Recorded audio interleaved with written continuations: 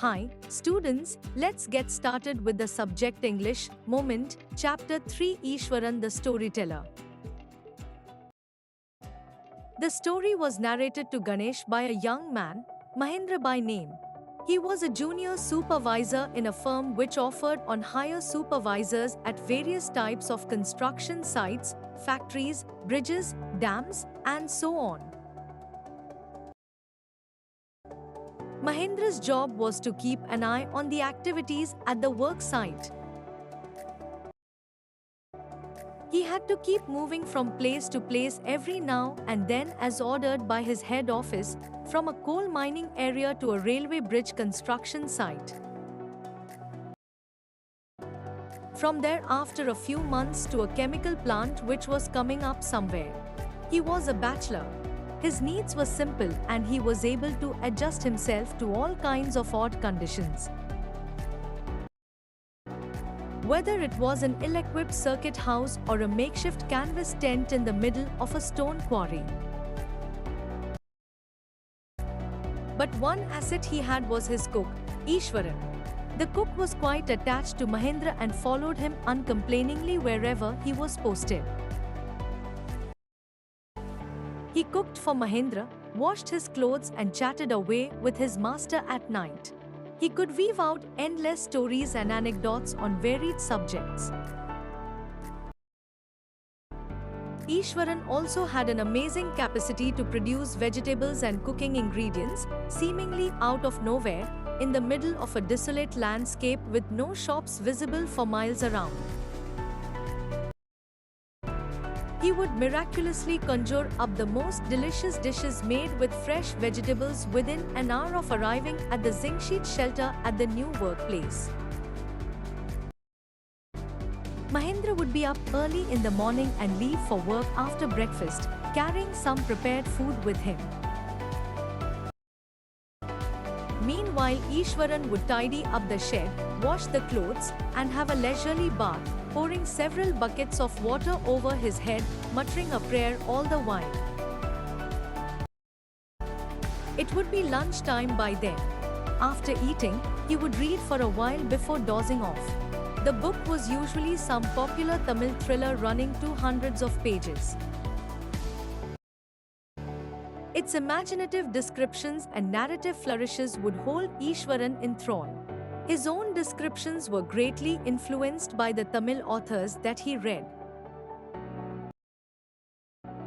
When he was narrating even the smallest of incidents, he would try to work in suspense and a surprise ending into the account.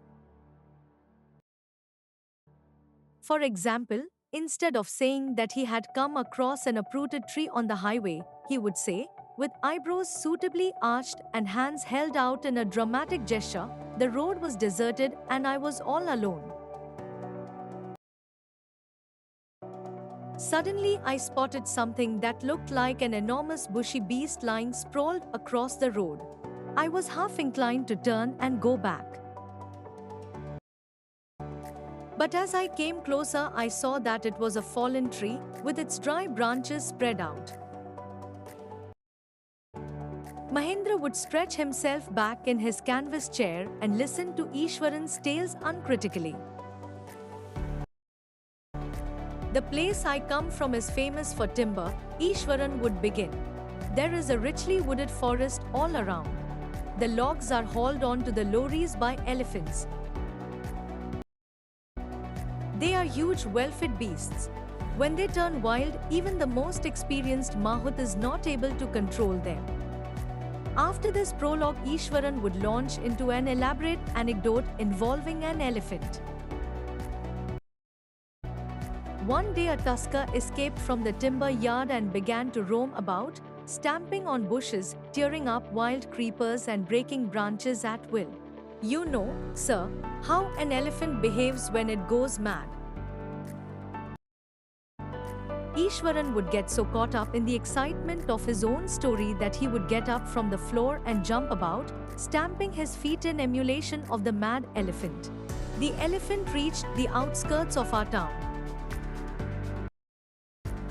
Breaking the fences down like matchsticks, he would continue.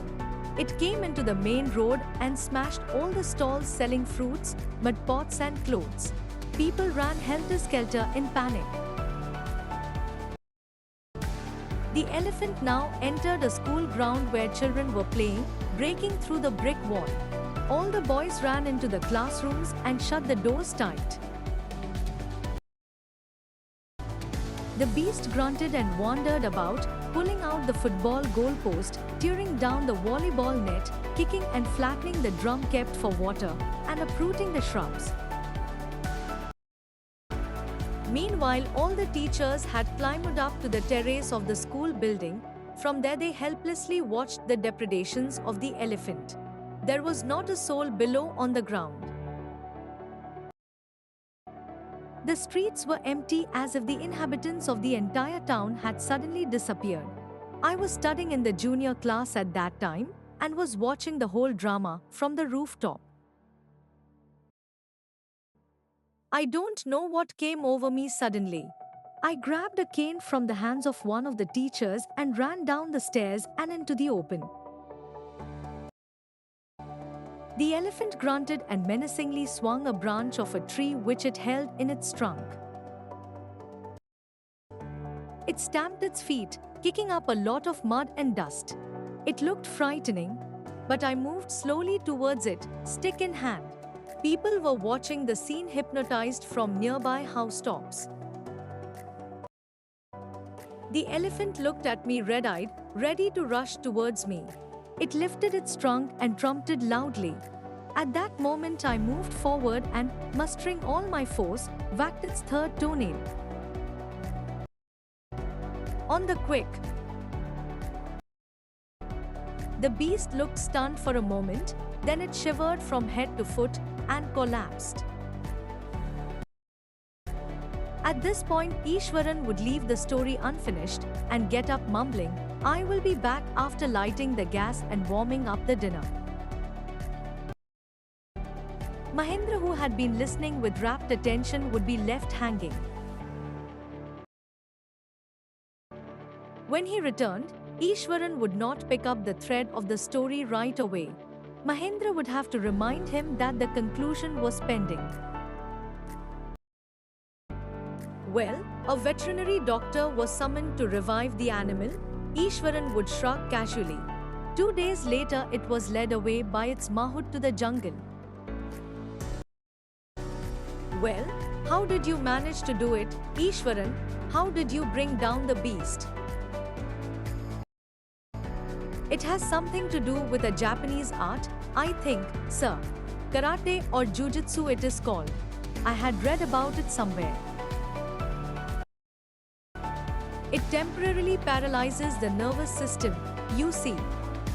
Not a day passed without Ishwaran recounting some story packed with adventure, horror and suspense. Whether the story was credible or not, Mahendra enjoyed listening to it because of the inimitable way in which it was told. Ishwaran seemed to more than make up for the absence of a TV in Mahendra's living quarters.